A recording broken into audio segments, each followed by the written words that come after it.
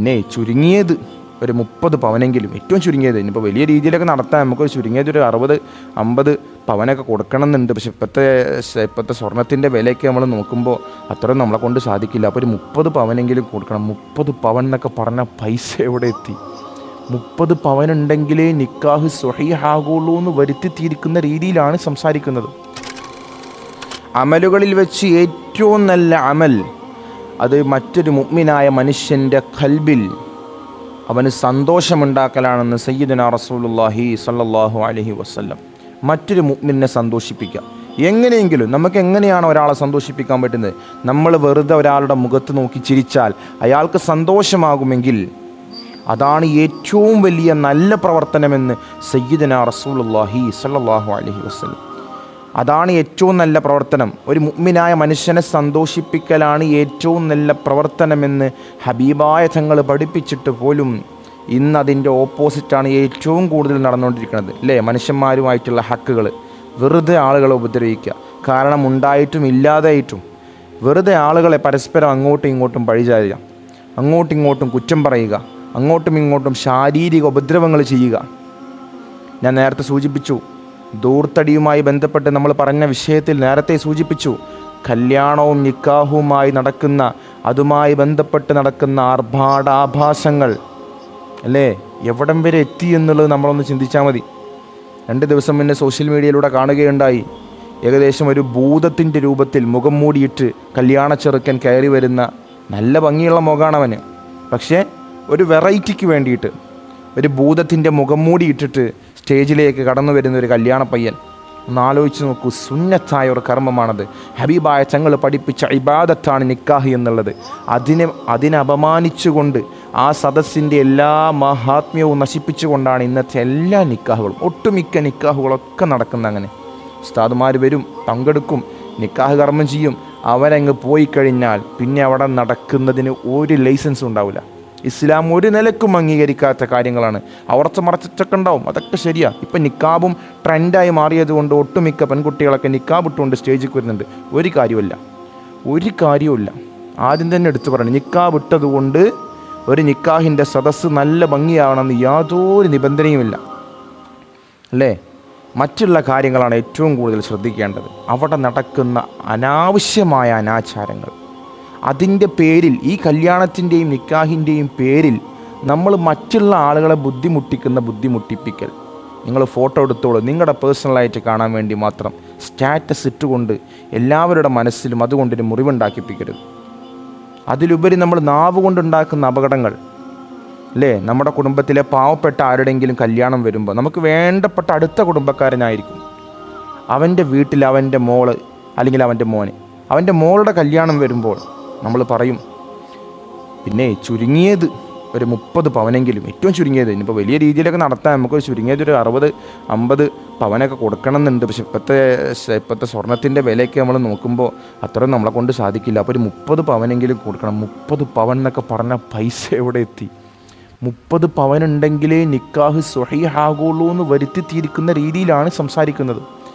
30 പവനുണ്ടെങ്കിലേ നിക്കാഹ് ഹലാലാവുള്ളൂ.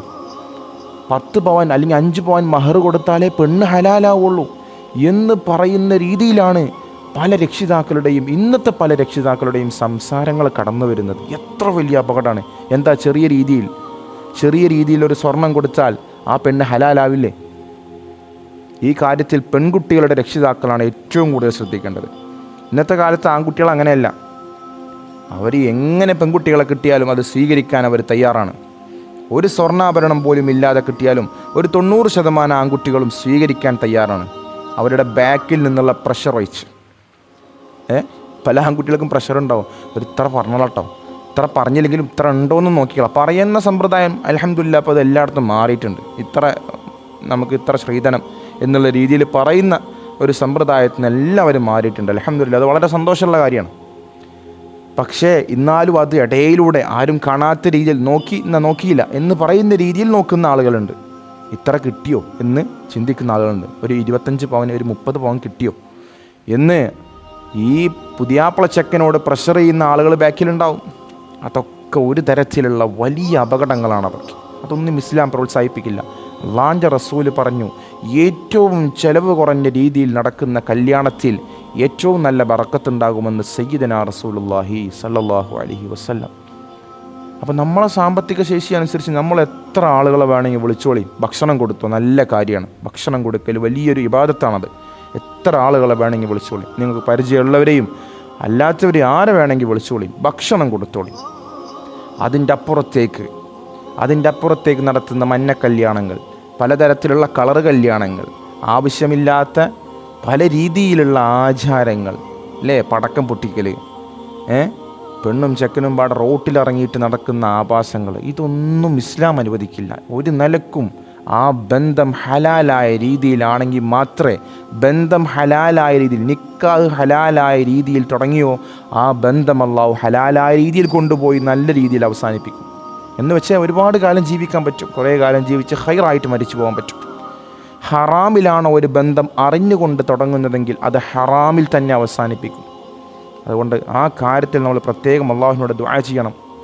ആ കാര്യത്തിൽ നമ്മൾ പ്രത്യേകം പേടിക്കണം. അള്ളാഹു സുബ്ഹാനഹു വ തആല നമ്മുടെ ആക്കിബത്തൊക്കെ നന്നാക്കി തരട്ടെ. അപ്പോൾ നമ്മുടെ കഴിവിനനുസരിച്ചാണ് എല്ലാ കാര്യവും, കല്യാണം എന്നല്ല, എല്ലാ കാര്യവും. 30 പവൻ കൊടുക്കണമെന്ന് പല ഭാഗത്തുനിന്നും പല ആളുകളും പറയുന്നുണ്ടാവും, അല്ലെങ്കിൽ ഇത്ര പവൻ കൊടുക്കണമെന്ന് പല ആളുകളും പറയുന്നുണ്ടാവും. അവരുടെ വാക്കുകൾക്കല്ല പ്രാധാന്യം കൊടുക്കേണ്ടത്.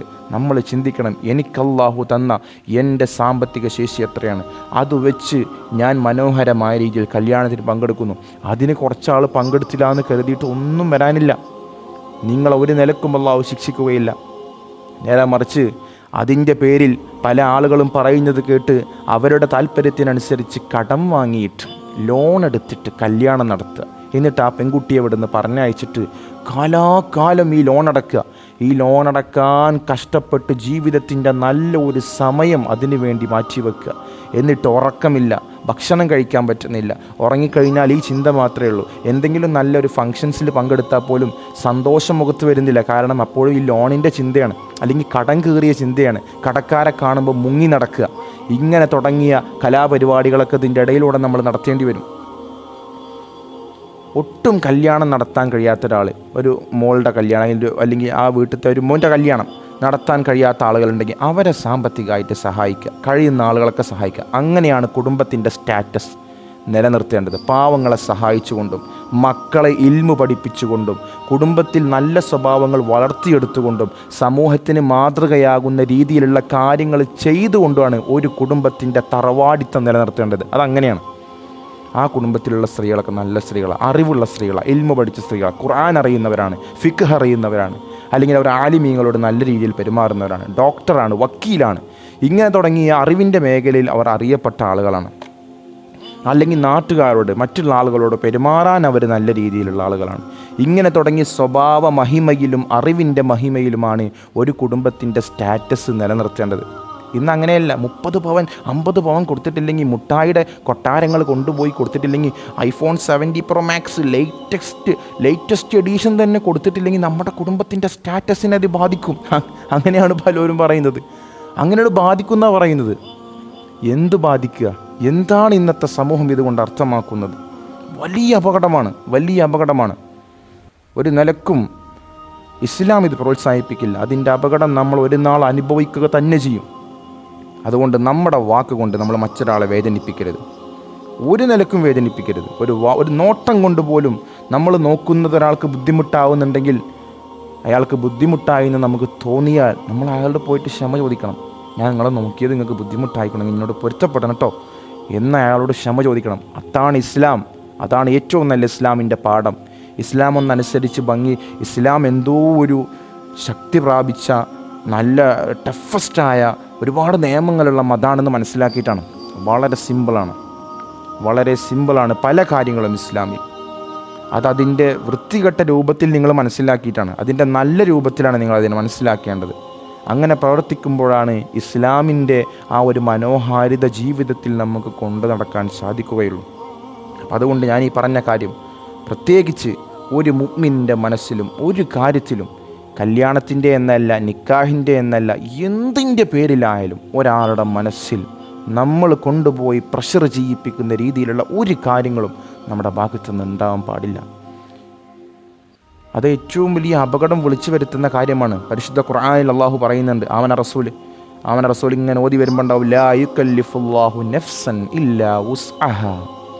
നിങ്ങളുടെ കഴിവിനനുസരിച്ചിട്ടുള്ള കാര്യങ്ങളെ അള്ളാഹു നിങ്ങളെ ഏൽപ്പിച്ചിട്ടുള്ളൂ. അപ്പോൾ അതുകൊണ്ട് ആ കാര്യങ്ങൾ ചെയ്താൽ മതി. അതിൻ്റെ അപ്പുറത്തേക്ക് മറ്റുള്ള ആളുകളുടെ പ്രഷർ കൊണ്ട് ഈ ആളുകളൊന്നും നീ കടക്കണിയിൽ മുങ്ങുമ്പോൾ അവരുടെ വാക്ക് കേട്ട് പല ആളുകളെ കയ്യിൽ നിന്നും കടം വാങ്ങി പല കാര്യങ്ങളും ചെയ്യുമ്പോൾ ഈ കടം തീർക്കാൻ ഈ പറഞ്ഞ ആളുകളൊന്നും ഉണ്ടാവില്ല, ഇവരാരും ഉണ്ടാവില്ല.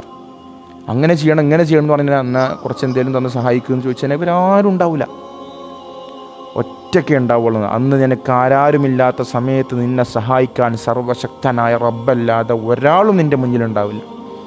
അതുകൊണ്ട് ശ്രദ്ധിക്കേണ്ടത് അള്ളാഹുവിലേക്ക് തവക്കുല് ചെയ്ത് നമ്മുടെ സാമ്പത്തിക ശേഷി അനുസരിച്ച് നമ്മളെല്ലാ കാര്യങ്ങളും ചെയ്യാം. എന്തൊക്കെ ചെയ്യാൻ പറ്റുമോ അതൊക്കെ ചെയ്യാം. അതൊക്കെ നല്ല കാര്യങ്ങളാണ്.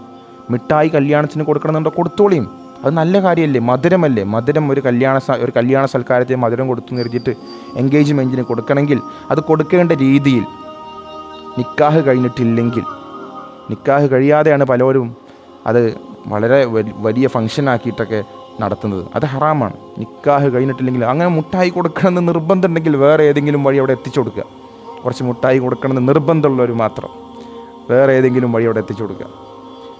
അതിൻ്റെ പേരിൽ വലിയ ആർഭാടം കാണിച്ച് വലിയ ഫങ്ഷൻസ്, നിക്കാഹ് പോലും കഴിഞ്ഞിട്ടുണ്ടാവില്ല, എന്നിട്ട് അതിന് മുമ്പ് തന്നെ വലിയ നിക്ഷയം തന്നെ വലിയ ആളുകളെ വിളിച്ച് വലിയ രീതിയിൽ നടത്തുന്ന പരിപാടികളാക്കി മാറ്റും. ഇതൊക്കെ 2-3 കൊല്ലം കൊണ്ട്, മാക്സിമം 1 കൊല്ലം കൊണ്ട് അവസാനിക്കും. അറിഞ്ഞുകൊണ്ട് മനഃപൂർവ്വം ധിക്കാരം കൊണ്ട് അങ്ങനെ ചെയ്തു കഴിഞ്ഞാൽ അതൊക്കെ അവസാനിക്കും. അള്ളാഹു കാത്തുരക്ഷിക്കുമാറാവട്ടെ. നമ്മുടെ ബന്ധങ്ങളെ അള്ളാഹു നല്ല ബലമുള്ളതാക്കട്ടെ. കൂടുമ്പോൾ ഇമ്പമുള്ളതാണ് കുടുംബമെന്ന് നമ്മൾ പഠിച്ചിട്ടുണ്ട്. അതുപോലെ ഇമ്പമുള്ള കുടുംബമാറ്റി നമ്മുടെ കുടുംബജീവിതത്തിൻ്റെ എല്ലാ മേഖലയും അള്ളാഹു മാറ്റി തീർക്കട്ടെ. ആമീൻ ബിറഹ്മതിക യാ അർഹമർ റഹീമീൻ. ഈ ദുആ നമ്മുടെ ജീവിതത്തിൽ എപ്പോഴും ഉണ്ടാവണം.